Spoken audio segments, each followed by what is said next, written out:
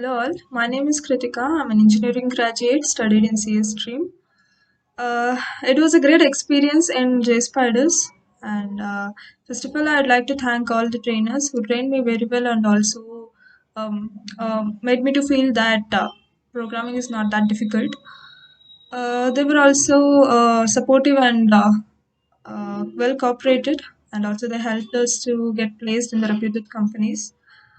And even HRs responded very well for any of our queries, and they also managed systematically the placement drives by enrolling the students according to the matching criteria.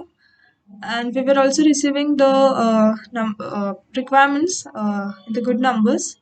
Like we were at least receiving we were receiving at least one minimum 2 or 3 requirements in a week. So that made us to have get placed for the companies soon.